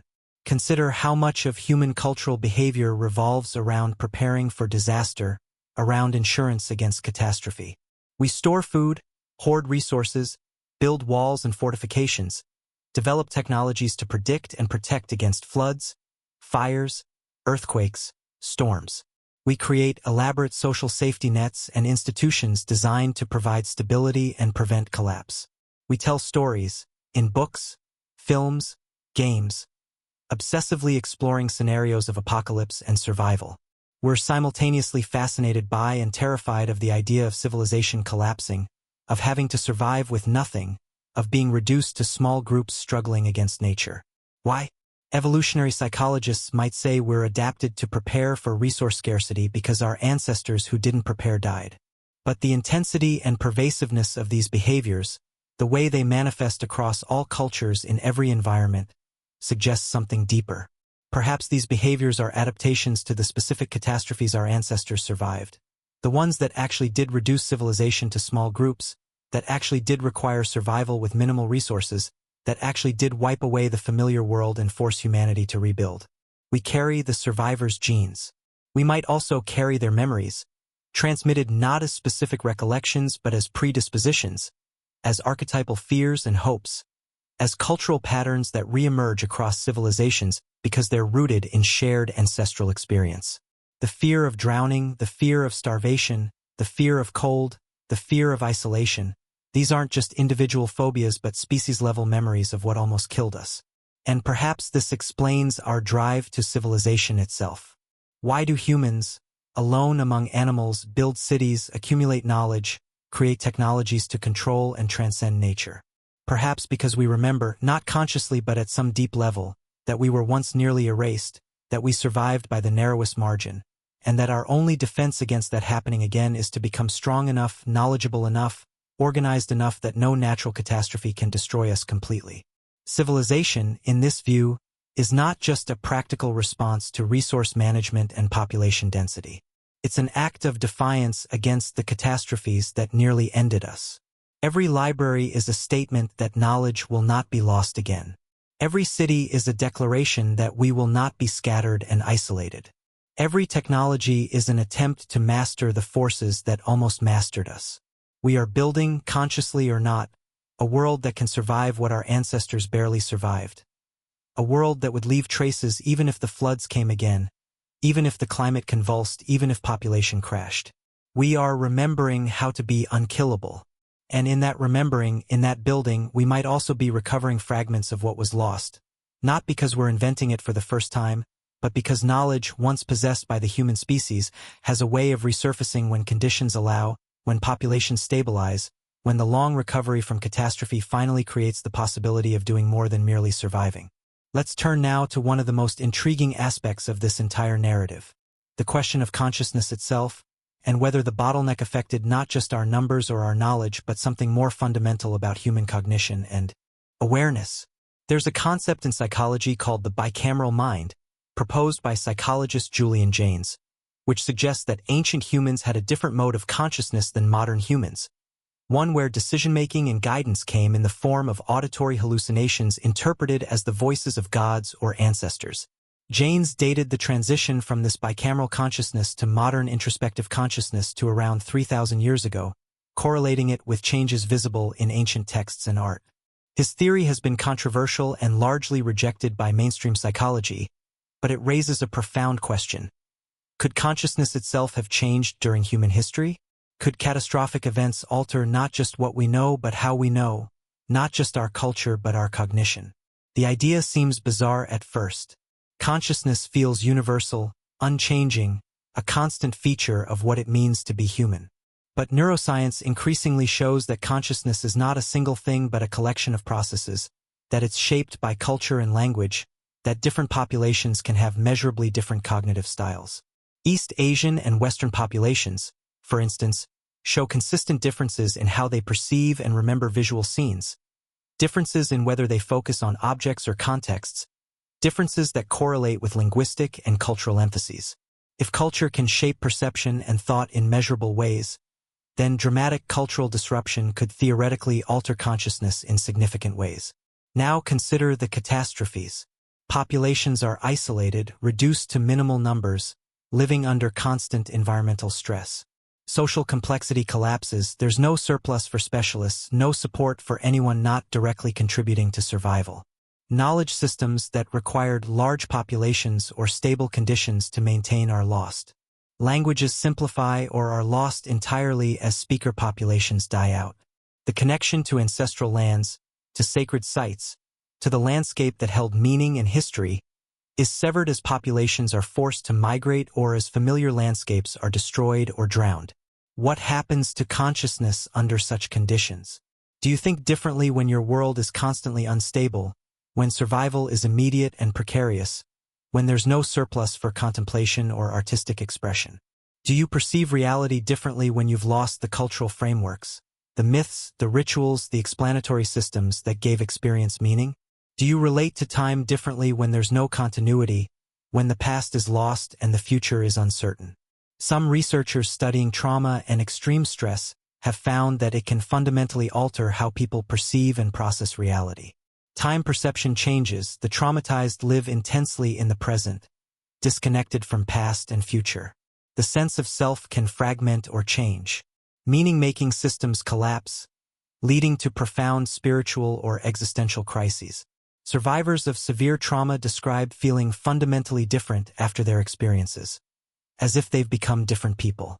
Now amplify this from individuals to entire populations, from single events to prolonged catastrophes lasting generations. The humans who survived the bottleneck might have been psychologically different from their ancestors, not because of genetic changes but because of cultural and developmental changes. Growing up in a world of constant stress with depleted culture and knowledge, isolated from other populations, might produce a different kind of consciousness, a different way of being human. And then, as conditions stabilized in the Holocene, as populations grew and reconnected, as culture became more complex again, consciousness might have shifted once more. Not back to what it was before because the cultural continuity had been broken, but forward into something new, something adapted to the post-catastrophe world. This might explain some puzzling aspects of early civilization. The intense religiosity, the conviction that gods directly intervened in human affairs, the building of massive ritual structures like Göbekli Tepe, Could these reflect a mode of consciousness that was trying to reconnect with something that had been lost, trying to reestablish contact with the sacred or with ancestral wisdom that was no longer directly accessible? The development of writing might represent another cognitive shift. Before writing, all knowledge was held in human memory, transmitted orally, lived in the dynamic interaction between speaker and listener. Writing externalized knowledge, made it independent of living memory, allowed for complexity that exceeded what could be orally maintained. But it also changed how people thought, making abstract reasoning easier, making historical consciousness possible in new ways, but also potentially reducing the prodigious memory capabilities that oral cultures required and developed. There are documented cases of oral tradition specialists in pre-literate cultures who could recite thousands of lines of verse with perfect accuracy, who could hold vast amounts of genealogical, historical, and practical information in memory. When writing was introduced, these capabilities often declined, not because people became less intelligent, but because the selection pressure and cultural practices that maintained them were no longer necessary. Writing became the memory, reducing the need for human memory to be so capacious.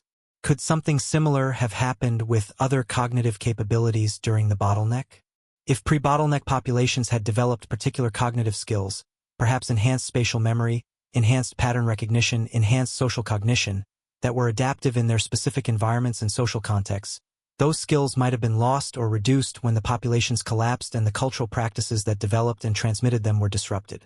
We can't know for certain. Cognitive capabilities don't fossilize. We can't examine the brains of people who lived 20,000 years ago and compare them to ours. But we can observe that different cultures develop different cognitive strengths, that capabilities can be lost as well as gained, and that catastrophic disruption of culture could theoretically affect cognition in lasting ways. What does this mean for us? It means that we might not just be physically descended from the survivors but cognitively shaped by their survival. It means that the way we think, perceive, and experience reality might be adapted to the post-catastrophe world they bequeathed us. It means that if there were ways of thinking, perceiving, or knowing that existed before the bottleneck, we might no longer have access to them, not because they were primitive or inferior, but simply because the cultural contexts and populations that sustained them were lost. And it raises the question, as we develop new technologies that externalize more and more of our cognition, computers that remember for us, algorithms that recognize patterns for us, artificial intelligence that reasons for us, are we undergoing another cognitive shift, another transformation of consciousness comparable to the development of writing or perhaps even to the changes that occurred during the post-glacial recovery? Are we, in our current era of rapid technological and environmental change, poised at another transition point where human consciousness itself might change? And if so, what are we gaining, and what might we be losing, as we adapt to our self-created world of information and technology? As we near the end of this exploration, let's synthesize what we've examined and ask the most important question. What does all of this mean for us now, for humanity today, as we face our own set of global challenges and potential catastrophes? The evidence we've reviewed paints a clear picture. Between approximately 20,000 and 11,000 years ago, Earth underwent catastrophic climate changes. Ice sheets collapsed, sea levels rose 400 feet, temperatures fluctuated wildly, megafauna went extinct, and human populations crashed to minimal numbers. The survivors, our ancestors, persisted in scattered refuges and then, when conditions stabilized, expanded and rebuilt, eventually developing the agricultural civilizations we recognize as the beginning of recorded history. This is not fringe speculation. The genetic bottleneck is documented. The climate changes are recorded in ice cores and sediment. The megafauna extinctions are unambiguous. The sea level rise is precisely mapped.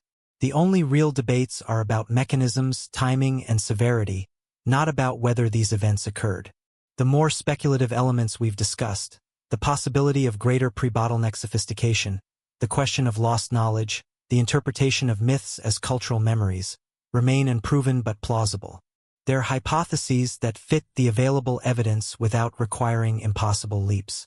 They suggest that the conventional narrative of linear progress from primitive to civilized might be too simple, that history might have been more cyclical, more contingent, more punctuated by catastrophe and recovery than our textbooks acknowledge.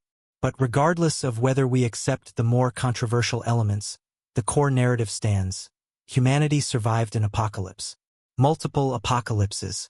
And we're here because our ancestors were tough enough, smart enough, lucky enough to make it through. What can this teach us? First, it's a reminder of fragility.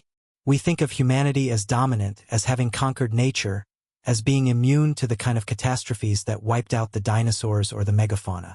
But our genetic bottleneck shows we came perilously close to extinction within the last 20,000 years, a geological eye blink.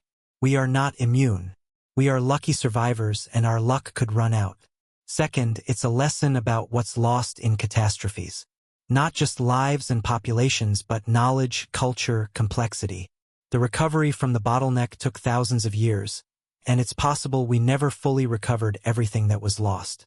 When civilizations collapse, when populations crash, the damage is not just immediate but long-lasting, potentially permanent for some aspects of what existed before. Third, it demonstrates that climate can change rapidly and catastrophically, not over millions of years but over decades and centuries.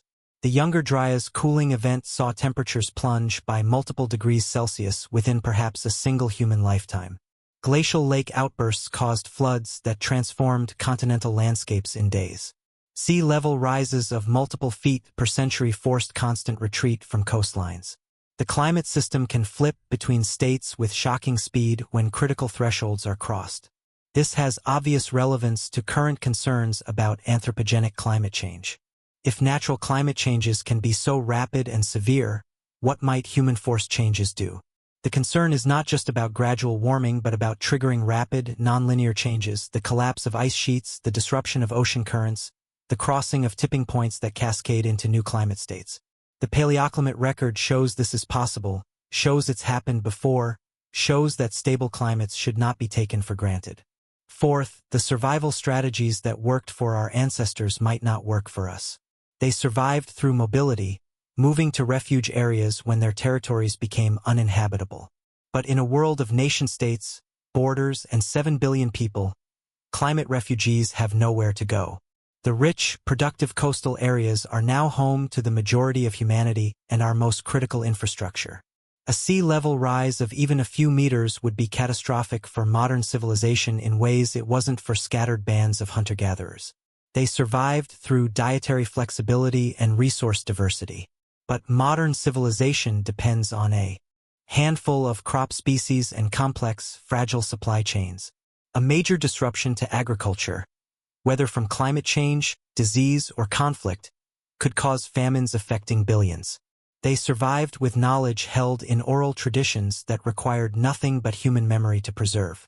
Our knowledge is encoded in digital formats dependent on electricity, electronics, and complex infrastructure. A major civilization collapse could result in knowledge loss more severe than the Library of Alexandria burning. Not because the information doesn't exist, but because the technology to access it would be lost. Fifth, and perhaps most hopeful, it's a testament to human resilience and adaptability. We survived. Despite everything, the climate chaos, the floods, the extinctions, the isolation, the bottlenecks, we survived.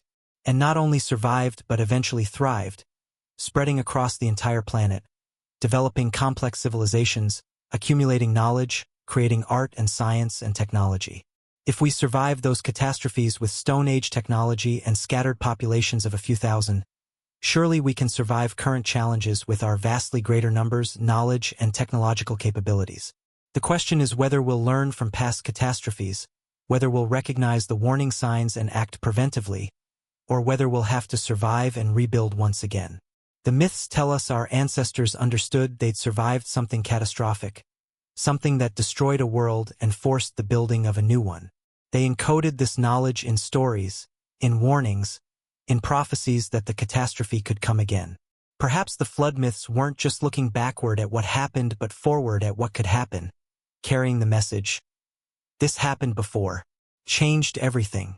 Do not forget, prepare, because it could happen again."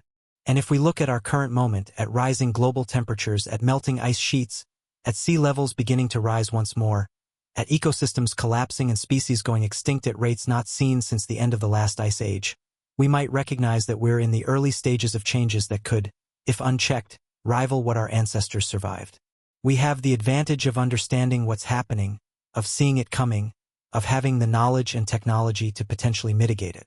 But whether we have the collective will, the social cohesion, the wisdom to act before it's too late remains an open question. The story of the ancient reset is not just history. It's prophecy. It's warning. It's showing us what Earth can do, what catastrophes look like when climate systems are disrupted, what it takes to survive, and what is lost when survival is all that's possible. And it's asking us, what will you do with this knowledge? Will you heed the warning encoded in your own DNA, in the myths of your ancestors, in the rocks beneath your feet? Or will you ignore it and force the next generation to survive their own reset, their own bottleneck, their own crawl back from the edge of extinction? The ice remembers. The genes remember. The myths remember. The only question is, do we? And so we arrive at the end of our journey through time, through catastrophe, through survival and loss and the deep mystery of what happened to humanity 18,000 years ago. But perhaps end is the wrong word, because the story doesn't end. It continues in you, in every person alive today, in every cell that carries the genetic signature of that ancient bottleneck, in every cultural tradition that preserves fragments of memory from before the floods. You are the product of survivors.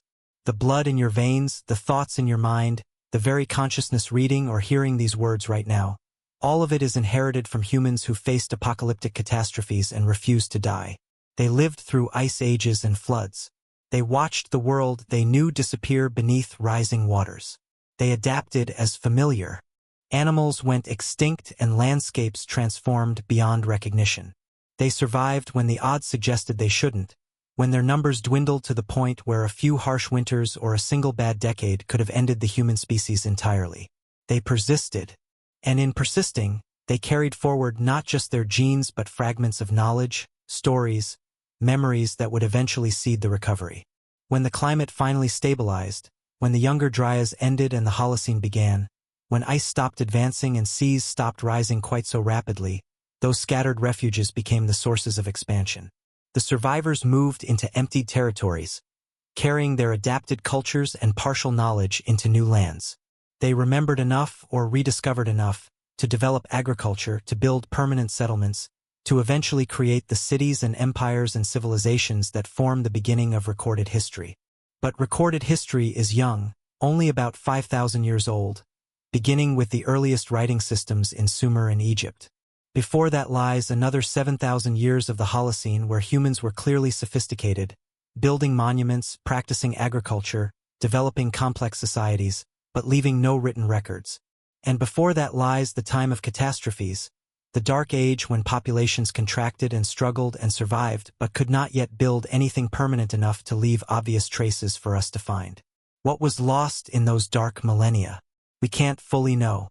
We can see the genetic bottleneck and know that diversity, genetic, cultural, linguistic, was drastically reduced. We can see the drowned coastlines and know that entire landscapes of human habitation were erased. We can read the myths and suspect they preserve memories of something real. But the specifics, the details, the full picture of what humanity was before the catastrophes, that remains obscured, sunken beneath the ocean and millennia of sediment, preserved only fragmentarily in oral traditions that have been transformed by time into mythology. Perhaps that's as it should be.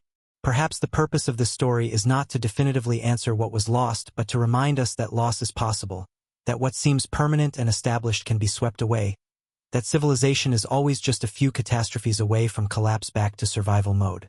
The reset happened before. The genetic evidence proves it. And if it happened before, it can happen again. But there's another message in this story, one more hopeful. The survivors didn't just survive, they eventually rebuilt. Humanity didn't remain locked at minimal population, scattered in refuges, barely hanging on. When conditions allowed, we exploded back across the planet. We developed technologies and knowledge systems and social organizations that eventually led to writing, to science, to the ability to understand our own history and the catastrophes that shaped us. We went from scattered bands of a few thousand to a global civilization of billions, from stone tools to space probes, from oral traditions to digital knowledge systems that preserve and distribute information at scales our ancestors couldn't have imagined. We're resilient. We're adaptable. We're capable of recovering from almost anything, given enough time and favorable conditions. But time and favorable conditions aren't guaranteed. And each reset, each catastrophe costs us.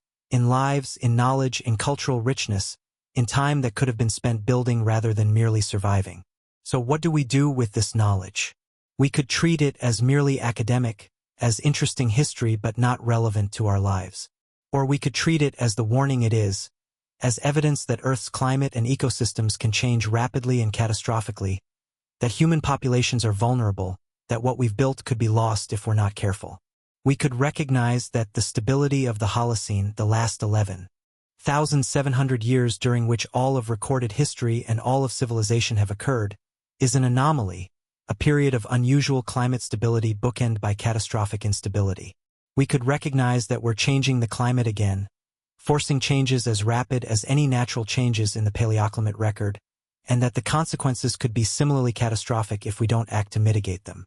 We could learn from our ancestors' strategies, maintaining diversity of food sources and settlement locations, preserving knowledge in multiple formats and locations, building societies resilient enough to withstand disruption, maintaining the social cohesion and adaptability that allows populations to respond collectively to crises.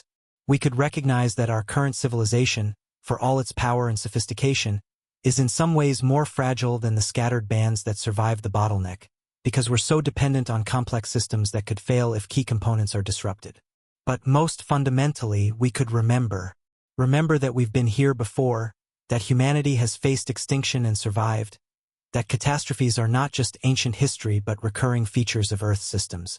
Remember that knowledge can be lost and must be actively preserved and transmitted. Remember that the world can change rapidly and fundamentally, and that adaptability is more valuable than any specific technology or social arrangement. Remember that we're part of a story that extends back tens of thousands of years, that we're inheritors of survival and builders of whatever comes next. Look at yourself in the mirror. Look at your hands, your eyes, the face of someone descended from survivors. You carry their resilience, their adaptability, their refusal to surrender to catastrophe. You also carry their losses, their traumas, their fragmentary memories of what was destroyed.